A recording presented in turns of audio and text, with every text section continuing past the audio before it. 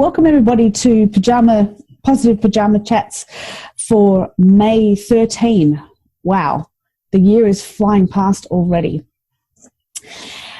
It's great to have you on board. I look forward to Wednesdays every week. It gives me a shot in the arm of positivity as well, and it's so great to be able to share it with you guys. We have been talking about the power that we have in our hands to stay happy and sane in these challenging times. And Judith, it was lovely to hear what you are doing to make sure you take action to stay happy in what is going on for all of us at the moment, but taking charge and responding in a way that is going to uplift us and make sure that we are in a place of being happy. This is so powerful because when we fall into that fear, we contract, we go smaller. We're wanting to stay positive and have a bigger picture of the world, but when we fall into that fear, it keeps our world small. Fear helps us stay safe and stay alive when there is actually a threat, but it literally shrinks how we're thinking, shrinks our creativity, narrows our mindset, and we go into preservation mode. It's really hard to think outside the box and think about what could be when we are fearful and scared. When we think abundantly, expansively, positively, we're free from that immediate danger, often more relaxed, but our attention expands.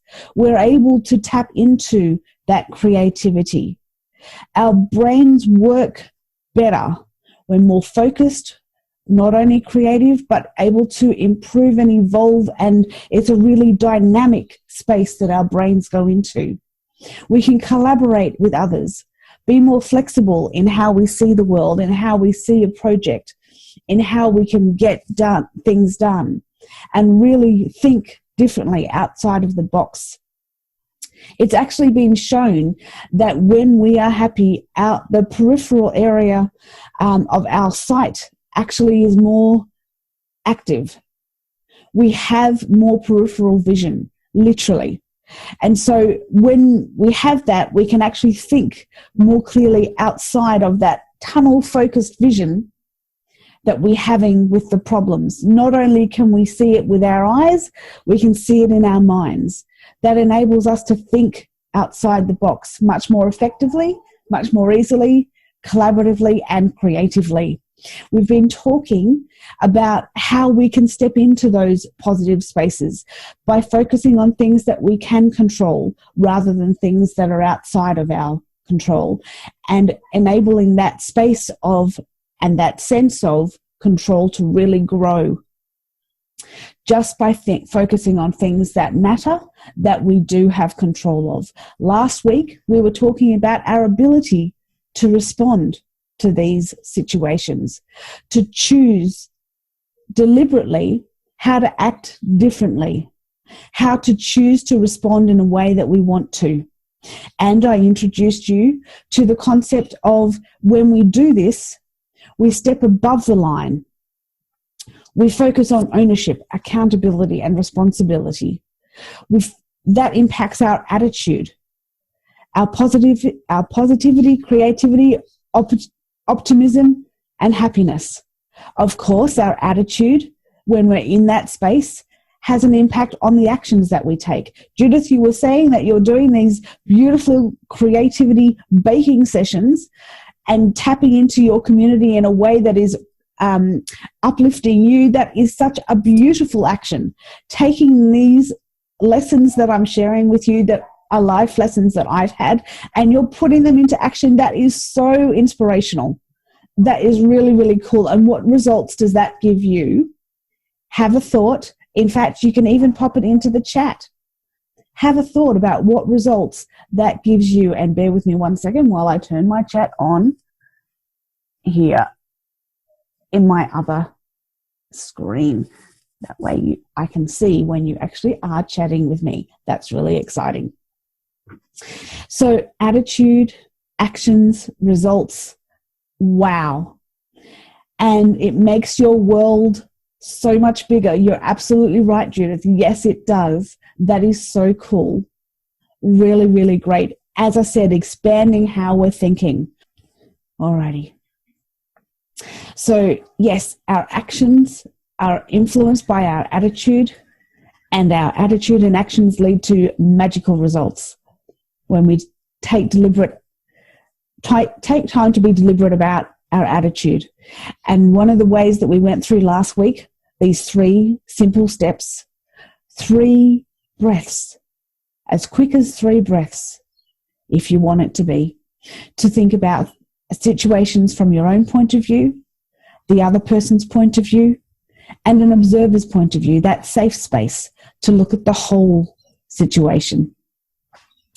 I wanted to expand on this concept of the 3 breaths and the 3 simple steps to show you where I do this. I read this book by Dr. Adam Fraser a couple of years ago, and it just blew my mind. He talks about this incredible 3rd space. If you go from one event, one space, to a 2nd space, for example, you might be going from work to home or from home to work. It's that transition space where we have space to breathe, to reflect, to rest, and to reset. This is a space where we have a chance to question ourselves so that we don't take the energy, unless we want to, from space 1 to space 2. We have the choice about whether that energy is supporting and positive for us, in which case we can take it to space 2 and expand from there, get even bigger and more powerful, and really sink into those great emotions. Or if it wasn't so positive, we have a way here in that transition space of resting, reflecting, and resetting, so that we can leave that energy from space 1 and create a more positive way to show up in space 2. It gives us a space to be deliberate, to be really impactful, and to choose for ourselves what we're wanting to do. So reflecting is choosing how we interpret what just happened. Is there a way that we can see it from our perspective, the other person's perspective, or a safe observer perspective that will help us understand what just happened in your world? Reset. Is there a space that you can be still and present, tapping into how you are feeling in this moment? Is there a space where you can see this situation from a safe place? If it was painful, sometimes we really need a safe place to be. And then from that safe place, choosing how you will show up in that 2nd space. That first space, or that first spot, is reflecting. Reflecting on how you prioritize what's going on, reflecting on what you want to focus on, reflecting on, do you have some time for yourself, which takes us into that that next step space, and some questions to ask yourself.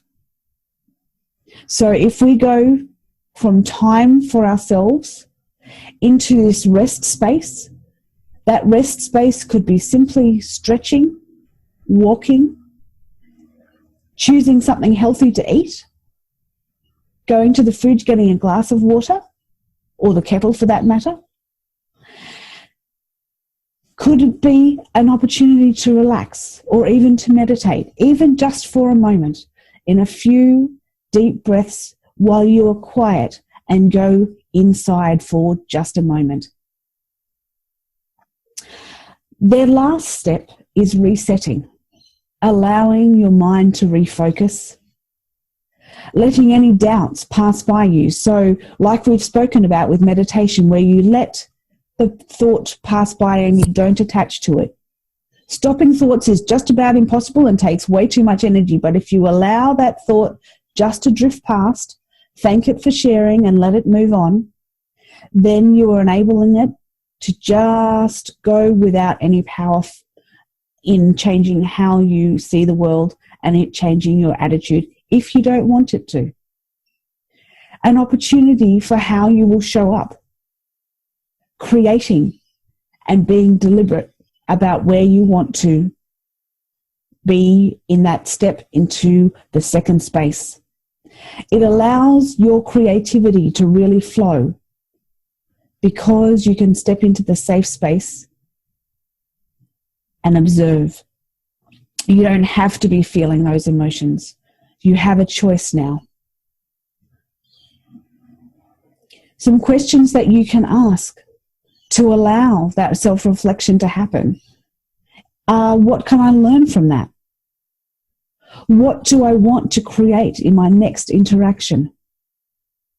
What was it that went well for me today? If you're going from work to home and you're wanting a way to really empower how you're going to step into your family space, your precious space at home, however your day went at work, whether it was a fantastic day, the best day this month, or you had some real serious challenges that happened in that day, if you focus on what went well for me today, that will help you transition into that second space beautifully. So you can show up deliberately and powerfully in how you want to be in that second space for whatever that is. Community, family, your own space, it doesn't matter. You want to be the best version of you in that second space. This is a powerful way to create that opportunity. Because as Dr. Adam Fraser says, who wrote that Third Space book, happy people tend to be successful and accomplished for the simple reason that positive emotions lead to better performance and success.